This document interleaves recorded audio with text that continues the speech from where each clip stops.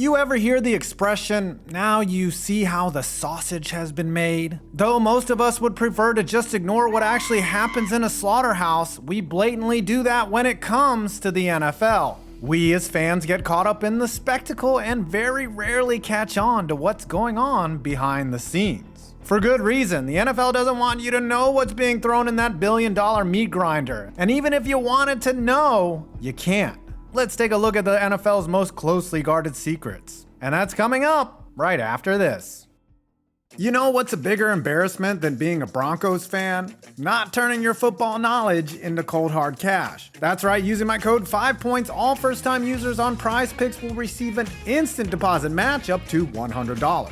It's pretty simple. If you deposit $69, PrizePicks will give you $69. So how does it work? Well, you pick 2 to 6 players and then you decide if they will get more or less of their prize pick projection. And you can win up to 25 times your money on any entry. Last week, I barely missed because Goff got taken out early, but this week I have Ryan Tannehill less because he is ass, Sam Howell more because the Commanders have to throw the ball, and Kirk Cousins because he's playing the dog doo-doo Bears. PrizePicks also has an awesome promotion schedule, so you can always take advantage of juicy deals like Taco Tuesday or Flex Fridays, where you can win your cash back up to $20. Your money is safe and can be easily withdrawn. Collect those winnings, baby. And don't forget, these are the eligible states. If you're not in one, skip ahead. So after this video, first-time users go to prizepicks.com or download the app from the link below and use my code 5points for a 100% deposit match up to $100. Again, that's promo code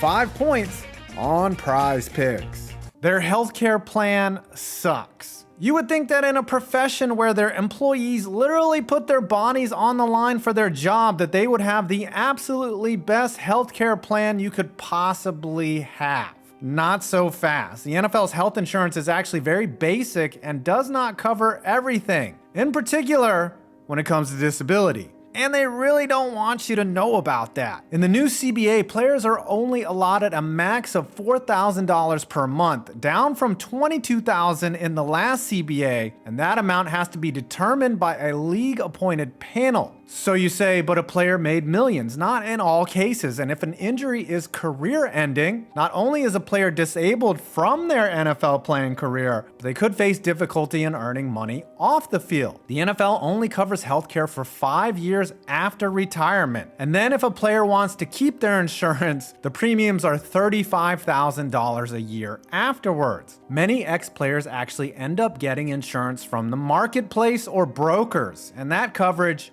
is basic. You might say, okay, that's fair, but that 5-year extended coverage is only for players who made it 5 years in the league. The average career in the NFL lasts 3.3 years. This may be shocking, but a player like Ja'Marr Chase is not eligible for that coverage. No player who made it that long in the league is not going to have lasting, expensive health conditions associated with playing the game. Again, if they are lucky, they made millions, but compared to other sports, the NFL and NFLPA's coverage is lacking. In the MLB, if you play 1 day in the bigs, you get lifetime healthcare benefits. In the NBA, they receive coverage until they're eligible for Medicare for the same amount of service time. 1 day. And it's clear the NFL doesn't want you to know how bad they're doing on that front. Some players are high on the field. It's no secret the NFL pumps their players full of painkillers. We'll get to that later. With that being said, many players have turned to the devil's lettuce to take the edge off of their pain.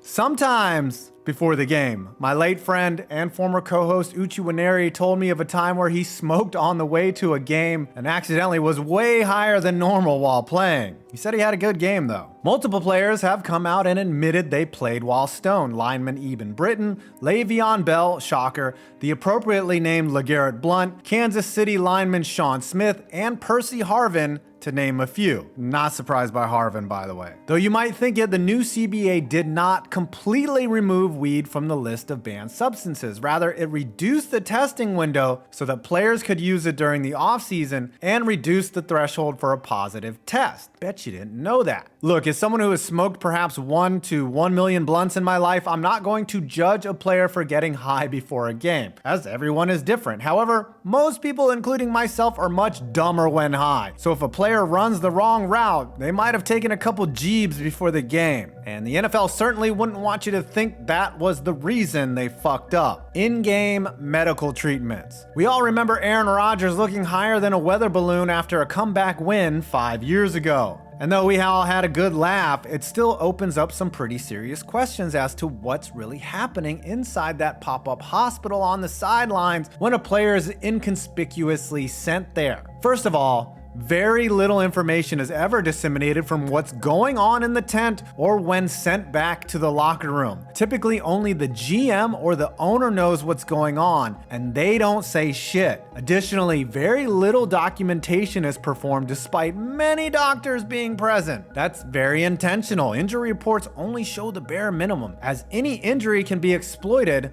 by the opposition. It's secretive by design. It's insane to think that a stadium equipped with pretty much an entire hospital on site is performing serious medical treatments and not documenting a thing. Drugs like Toradol, though a non-narcotic, is a powerful NSAID that is issued regularly. And that's one we know about. Who knows what drugs a billion-dollar league has access to? And we do know about some painkillers like Oxy. Inside the tent, it's only the doctor and the player, and just because he's a doctor doesn't mean he can't be influenced or doesn't know what his job is, which is to get the players back on the field. The players feel pressure to get back out there, and knowing the replacement is itching to get on the field will cause them to take serious risks or drugs most of us wouldn't, especially if they are on their rookie deal and want to get to that pension stage. With such a stark contrast to their post-career care, this situation creates a wild dichotomy for the league. Do whatever it takes to scientifically get a player out there to finish the game, and then not deal with any of it later. That's something I would hide too. Performance enhancers. There have been 258 NFL players suspended for PED use since 2001. That number is shockingly low if you ask me. Look, players aren't getting smaller, slower, or weaker. It's the opposite. Dudes are throwing up an entire foundry's worth of steel on a squat rack, and you're telling me they are all natural? Unlike baseball, who sews a scarlet letter on a player's chest when they piss hot, in the NFL, when a player gets caught using PEDs, everyone just shrugs.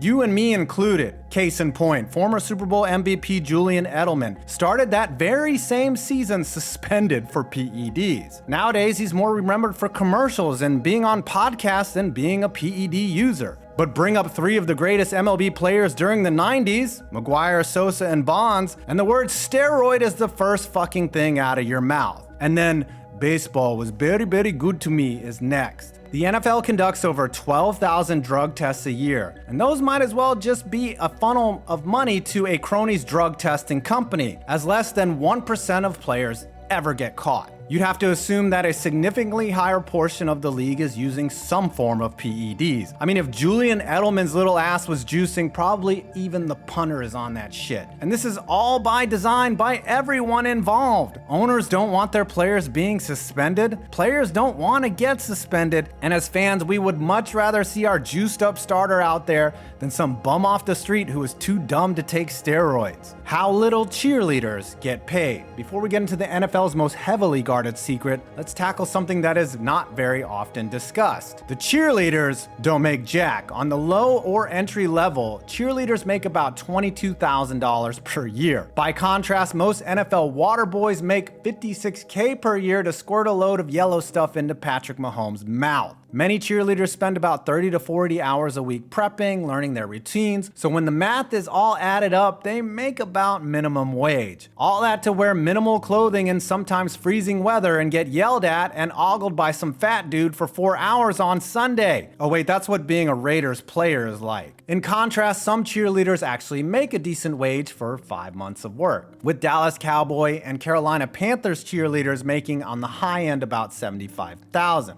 Why are they paid so little? Cheerleaders are actually contractors, not team employees, so the NFL can get away with it. Plus, there seems to be no shortage of young women who want to have NFL cheerleader on their resume. Additionally, many cheerleaders can be booked for public appearances for a much higher rate. Most of the time, that stuff is above board, unless you're the Commanders. Now for the NFL's most closely guarded secret, the league and each team's actual profit margins. The NFL, separate from each team, used to be a non-profit. Yes, up to 2015, they were tax exempt. Now it's a trade association made up and financed by its 32 member teams, with an essential monopoly on football. Now, we know the NFL made a national revenue of $12 billion in 2022, and we only know that because the Packers are a publicly traded nonprofit, and they have to disclose their numbers. Again, and that's just the shared or national revenue from TV deals, etc. Each team also makes local revenue, which, besides the Packers, is the number you or I will likely never know. The Packers made an additional $235 million in local revenue in 2022. If you were to assume that's average and multiply that by 32, you would get an additional $7.5 billion in revenue. And that's all from ticket sales, concessions, sponsors, etc., meaning the NFL as an industry is around $18 to $20 billion. Plus operating costs for the league and the Ginger Hammer's $60 million salary. Again, this is all estimated. Now, the Packers as a nonprofit has to spend all of their revenues on the team, as they spent $501.3 million on salaries, stadium upkeep, administration, and therapy for when Aaron Rodgers left. But that doesn't mean they are a typical NFL team. As in all economies, there are haves and have-nots. The Dallas Cowboys are valued at $9.2 billion, so if you were to reverse engineer that valuation as 10 times EBITDA, earnings before interest, taxes, debt, and amortization, they are probably around $900 to $1 billion in total revenue. And if you take the Packers' operating expenses at $500 to $600 million, that leaves about $400 million in operating income, aka profit, which is on par with Sportico's estimated $460 million for the Cowboys. According to Sportico, the Buffalo Bills have the least profit